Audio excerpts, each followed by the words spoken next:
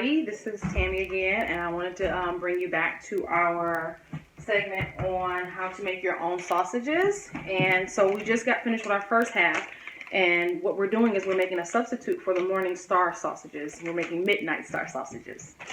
And I wanted to give you an up-close picture of what it looks like after you mix it. It becomes very, stuck together. You'll see what gluten does. Gluten creates this little sticky texture, and it's almost like a meatloaf.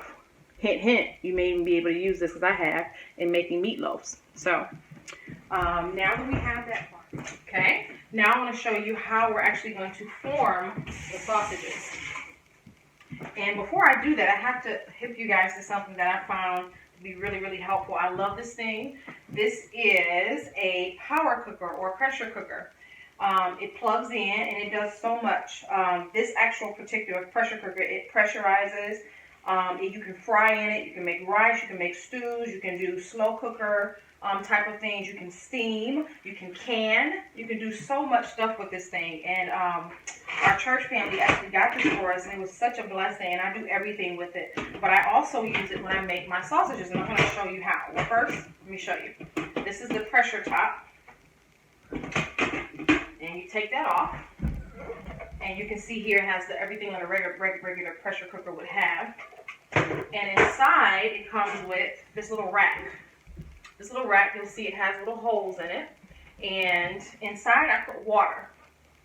And so I fill it up, not even halfway. And I can put this and lay this in here because it has a ridge that holds it up. So you place that in there. And what I'm going to do is I form my sausages. I have some aluminum foil here.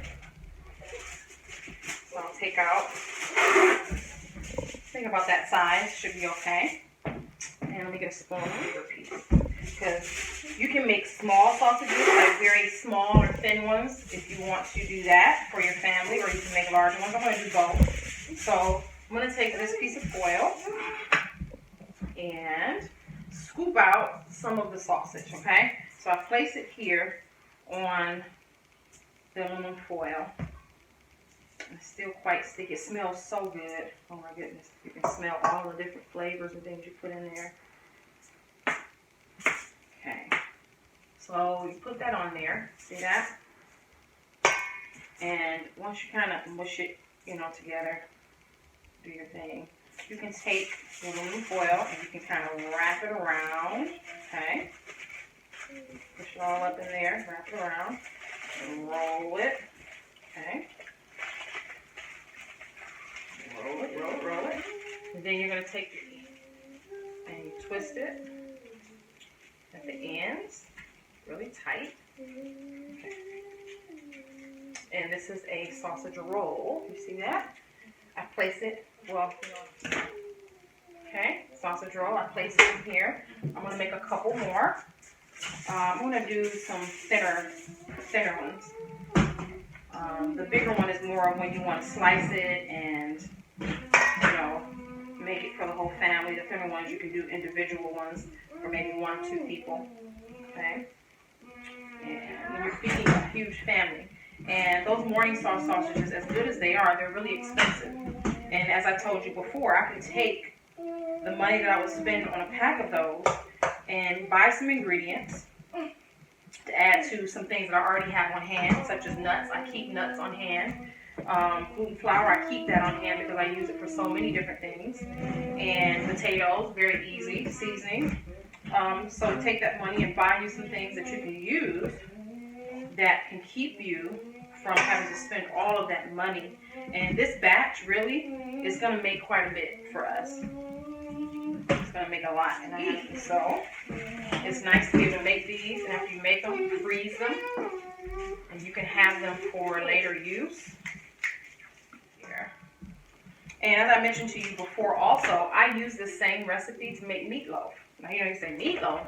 Trust me, it's good. There are many people who've had my husband's meatloaf. And we actually got a recipe from a wellness center we went to a few months ago. And then once we kind of saw how they did theirs, we kind of figured, you know what? We probably can tweak the one that we have and use a little bit of stuff that they have in theirs and see if we can make a good meatloaf. Their meatloaf was amazing. It was so good. but we discovered some different ingredients and things that we could use. And you pretty much make it like you would make any other meatloaf, except for you're not using meat. You're using nuts, and I know that there are some people who have nut allergies.